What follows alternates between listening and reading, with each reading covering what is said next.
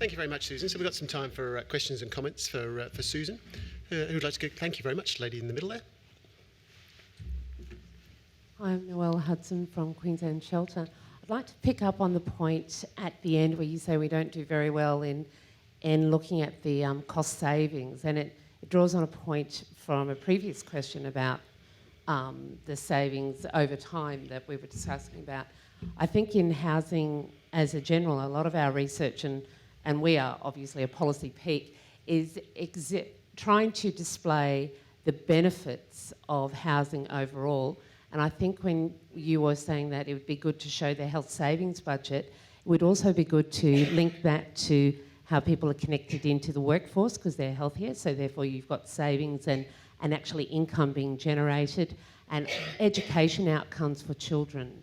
So when we have a healthier family, it flows through. So I would like to encourage that, but exhibit a more fuller approach to that wider aspect of their health outcomes. Oh, I mean, absolutely. I don't think there's anything more I can say that I think you're absolutely right. And it is all so closely interlinked. In a lot of the work that I'm doing now, looking more broadly at healthy built environments, the issue of the dollar savings for the health budget, particularly when we start looking at chronic disease, we have to get better at identifying what those savings are and then making that connection between if we do certain things to the built environment, there will be savings in the health budget. And I suppose then we have to go the next step. So to encourage local councils and developers to perhaps do these things, well then there might need to be a shift in budget allocations to recognise those savings. But I think we're still a long way from that happening. Yeah, thank you.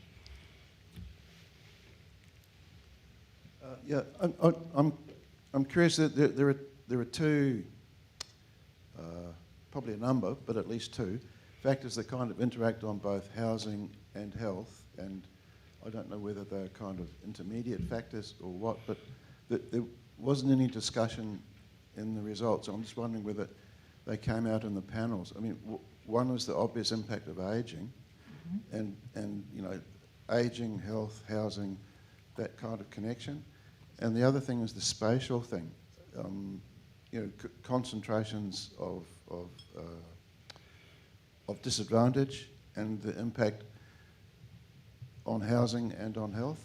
Was that kind of part of the discussion?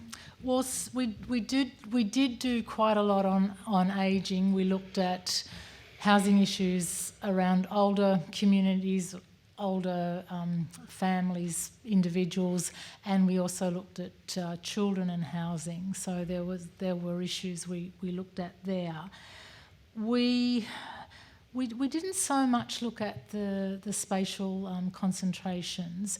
I mean, obviously, yeah, equity is a very big issue, and but that sort of I mean, like every research project, you know, there were limitations, but you know, you're absolutely right. I mean, they're two other critical factors, but there's a couple of presentations. Again, they're still available if you want to have a look at them, and we had one on ageing and one on families with children, but we didn't actually specifically have a presentation on equity issues.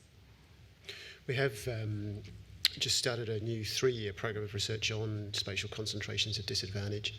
Now that's not established to specifically look at the health outcomes, but I would certainly hope that work will pick up on those sorts of broader sorts of outcomes as well. Other questions or comments from the audience? Thank you. You mentioned Paul Ferreros in your... Sorry? You mentioned architect Paul Ferreros in your presentation, and I was reading his paper, the most recent paper I think he published last year in June, which he's been, of course, advocating fixing housing for better health, particularly health hardware area of the sanitation. But my reading of the last paper he has written is kind of he's moving away from just fixing housing for better health, because every time you fix houses, those hardware get broken immediately. Was that the kind of feeling he gave you when he was in your presentation? No. No, he was very, very passionate about the importance of the work that he has been doing now for many years. But I think one thing that's very, very important as part of his work in the fixing of the housing is the involvement of the local community, the local Indigenous community, and skilling them in working with each other, but also working with different tradespeople. One important issue and a great problem is the remoteness of many of the communities that he works with.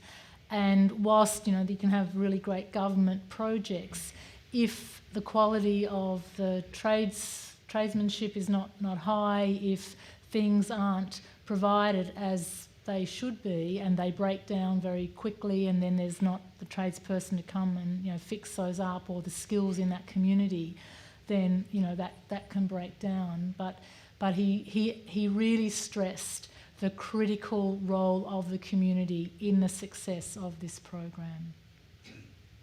Natasha Mulcahy from Stockland. You mentioned at the start your passion around edible landscapes, and I guess I've seen an example, Vic Urban are doing something in terms of nature strips, and one of the greatest concerns is obviously around maintenance and the practicality of it. Just wanted to get your thoughts on how you think it could be done well and in a practical manner. Well, in my travels, I've seen a lot of examples now of nature strip plantings. I think one of the ways that it can really go incredibly well is getting the whole of or communities involved. Thinking about a recent competition, I'm not sure if it was beyond Sydney. I just know about it in Sydney. I think it's a sustainability competition, and people put in little short videos about what they'd done in their street. And the street that won was a street that had got together, planted out the verges with different fruits and vegetables, and then they had chooks in backyards, and the whole of that community was involved. Families with children, older people who'd perhaps been isolated before. So I think that's one really great way that it can be successful if a community is involved together. Obviously, it doesn't always work, and I know that's the case with community gardens. There is an importance in relation to how you manage those projects, and not everyone will agree with everything that's being done and the way it is being done. And I think the other point, if I could make, is that if a council is supportive of such projects, programs, then that's another key to success.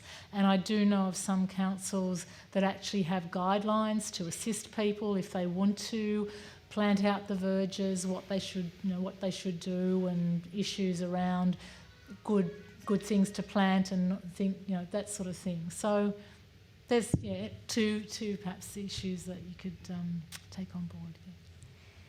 Yeah. Any final comments or questions for Susan? If not, oh yes, there's one over there. Thank you. Just on that planting out the verges, one of the things I notice people often don't take account of when they're doing that is disability access. And in fact, I've seen a lot of planted out verges where they've removed all access, and they've also made it impossible for people to get their bins in and out. So you might just want to bear that in mind when you're doing it. Yeah. Yes, there's a very good point. Thank you. Yeah. Please join me in thanking Susan for her presentation.